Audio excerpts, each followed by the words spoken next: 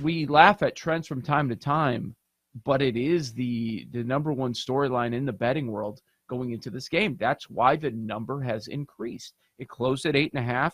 There was a time when it was 9.5. BetMGM is at 8.5 right now again.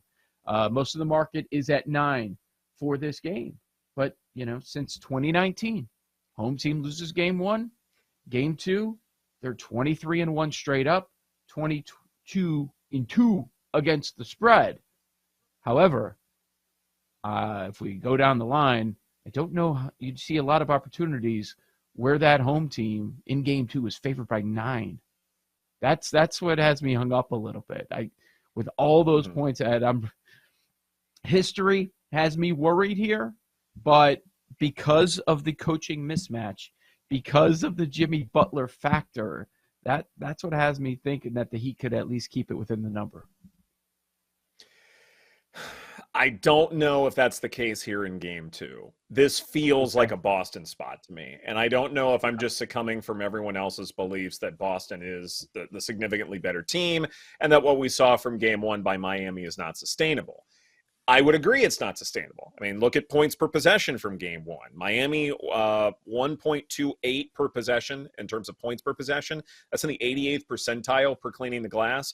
Boston, 1.21 points per possession, 74th percentile. Which one do you trust more? It's Boston, right? Because they've been consistently in that 1.2, 1.3 mark for the playoffs and the regular season.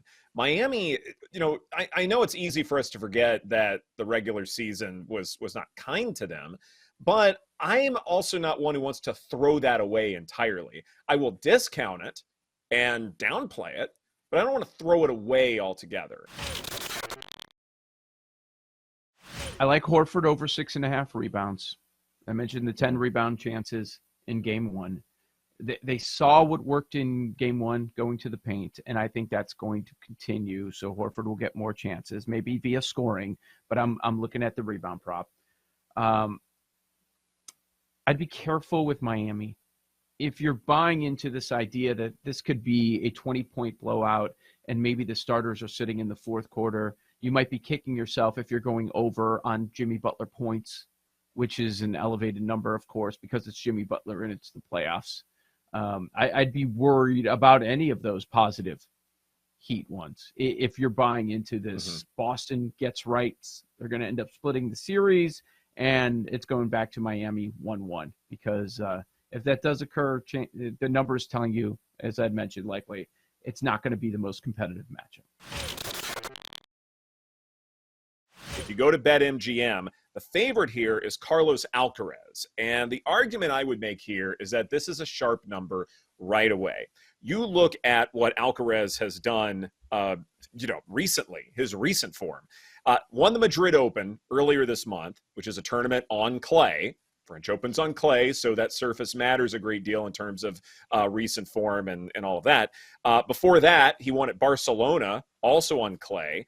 Alcaraz won at Indian Wells in March, won the U.S. Open last year, achieved a number 1 world ranking late in 2022. So the recent form, I would argue, is better than anyone else's, Joe. And then you look at his stats from the tour for this season. He's number 2 on tour in return rating, amazing in winning first serve returns, and clay courts nullify big hitters. So you put all of those variables together, and it leads me to believe that Alcaraz should be the favorite, and turns out he is. Jalen Hurts had a great 2022. Now can he do it again? That, to me, is a big question. Certainly the offensive line, still quite talented. I believe injury luck was also on the Eagles side as well. But the one thing that I would push back on as far as, buying the Eagles to win the NFC once again is this feels like the first year in a long time where the NFC East has 3 solid teams. I don't think we're looking at the Cowboys as a losing team. I don't think we're looking at the Giants as a losing team anymore. I think now we're buying into what the Giants are putting together, especially with some of the acquisitions they made in this offseason. Now it is way more competitive. The Eagles now get a first-place schedule. You add all of that up and you go, is there a safer place to bet on the Eagles aside from, say, winning the NFC? Because it is still a volatile place to be. Had the 49ers, not suffered the quarterback injury they did in the NFC Championship game, would they be in a different place? There's still a lot of questions there. And so the idea that the Eagles impressively made their way to the Super Bowl, I'm not comfortable just assuming they can do it again. They're not at a dynasty level as far as I'm concerned. So I do think the Eagles will make the playoffs, but at minus 500 to bet that's the case, that's terrible value. There are probably other places in terms of player props that I do like, especially in the passing game for the Eagles, where I'm more comfortable backing them. But as far as what we've seen right now, I don't think there's anything that's too surprising, and the market has caught up to it. All right, let's get to the bets coming up. I got to give a Preakness winner since I had Mage at 15-1. Man, there's like no interest in this. This is part of the reason we have not talked about it this week. There's only 8 horses running. One horse that ran in the Derby is also running in the Preakness. The winner, Mage. I'm going with National Treasure, 4-1. Bob Baffert gets it done again. Not allowed to run in the Derby, but he can run in the Preakness. He gets his 8th Preakness if National Treasure brings it home. John Velasquez, your jockey, one of the better ones out there. 4-1 is my play there. So for some reason, Carolina was able to create a lot of quality chances, but they weren't cashing them in during the regular season. Now, in the playoffs, they were. Especially in that series against the Devils, they were outstanding in terms of goals. But in the regular season, that offense was lacking just a little bit. They were generating a lot of expected goals, but they weren't always cashing them in. And I wonder if that's going to be the Carolina that we see. I wonder in terms of betting things, if it's better when Carolina's favored to take them on the puck line and get that additional value, because if Carolina's going to win any hockey game in this series, it's going to be by 2 or more goals. What they can't do is play close games.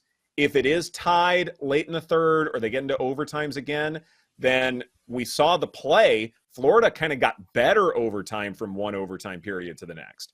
But when it comes to what Carolina can do, they can win some blowouts. No doubt about that. I still think they can win this series. But when the games are close, I think that is advantage Panthers. So in terms of betting things going forward, take the puck line for the Hurricanes when they are favored.